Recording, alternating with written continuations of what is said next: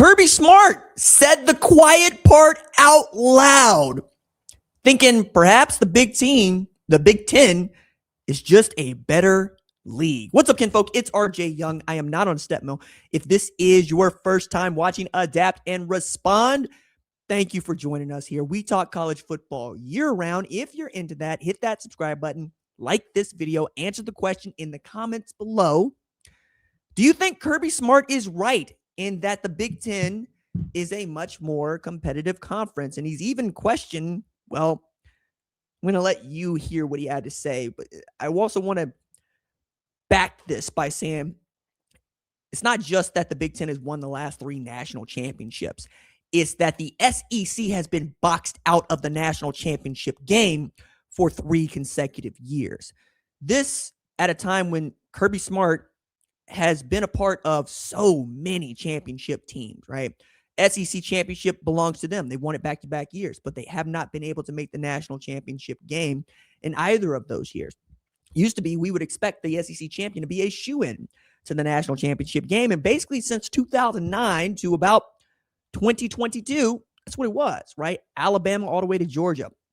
The SEC got so good that a team like Georgia could not just win the national championship, but go back-to-back. And I say a team like Georgia because for 40 friggin' years, Georgia didn't win no national championship, right? Auburn had won a national championship in the time span before, in between Georgia winning one and winning another. LSU pops in there 3 times, 2003, 2011, 2019.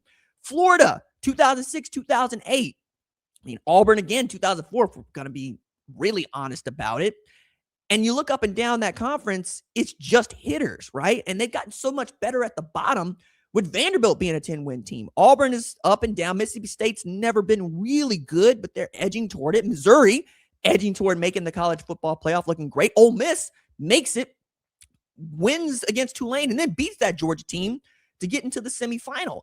And yet, and still, you're looking at the Big Ten going, how do you like me now? As it's not just that you've had 3 national champions come out of the league, it's that the last 3 have been 3 different. One of them is friggin' Indiana, which would be a lot like Vanderbilt winning the national championship, which, again, not out of the question, certainly in today's college football, but it's not something that you would expect, especially as you go Indiana, Ohio State, then probably Oregon, Michigan, USC, Penn State. And then there's a little bit of a drop-off, perhaps, but not huge, not massive, till you get down to the bottom at Purdue, right?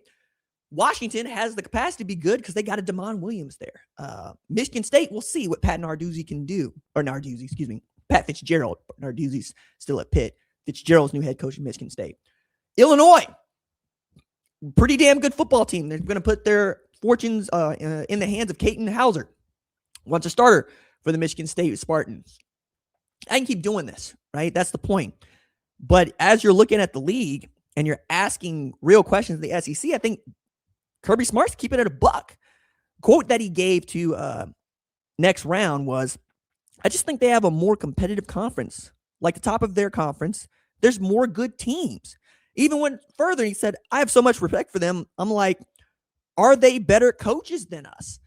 And I don't think that this is him being facetious. Remember, Curt Cignetti and Kirby Smart were on the same damn staff at Alabama. And the number of head coaches that have done great things off of Alabama's staff, like the 2015 staff goes down in history, right? Because you got Dan Lanning's a GA on that staff. Kirby Smart's the DC. Mel Tucker's on that staff. Mario Cristobal is on that staff. I mean, you keep going down. I mean, think about what Steve Sarkisian has done at Texas, what Lane Kiffin is doing at LSU, and what he had done at Ole Miss. Curt Cignetti was perhaps a guy that nobody even knew about until they won 11 games at Indiana last year, or 2 years ago, and then ran it off 16-0. Had Georgia played Indiana, the result probably would have been Indiana winning, which, again, unfathomable until 2024. The idea that a sitting head coach in the SEC and its reigning league champion would even suggest that there is a league that has been better than them or deeper than them used to be asinine. Nobody would expect that. And this is really going to undercut Greg Sankey's argument around a 16-team playoff. Because if you asked him, he believes that he generally should have half his league into any college football playoff format.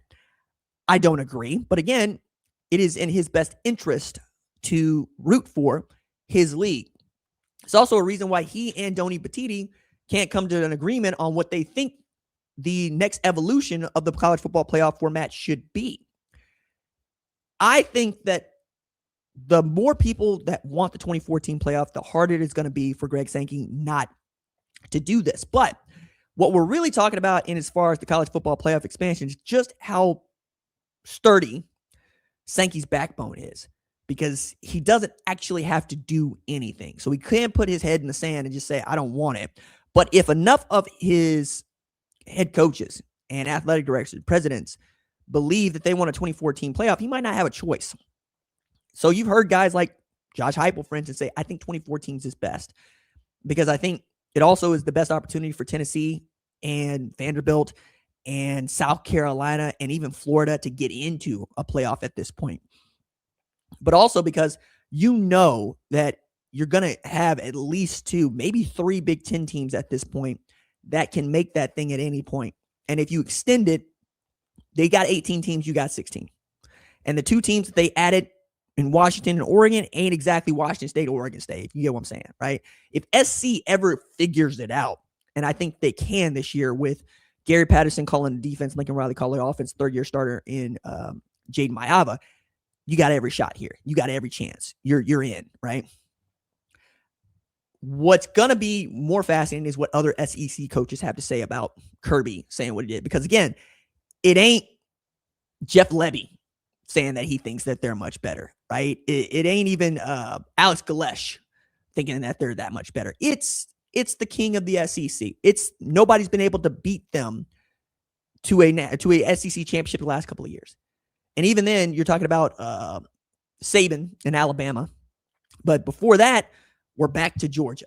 You know what I'm saying? Like, nobody's got a better argument than them for saying we run this thing. So for him to say what he has said, you have to really consider that.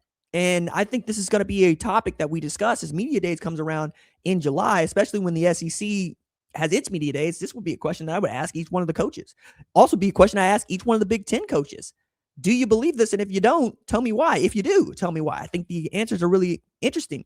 And we're going to have a couple of Big Ten SEC games at the top that can help us better answer this question.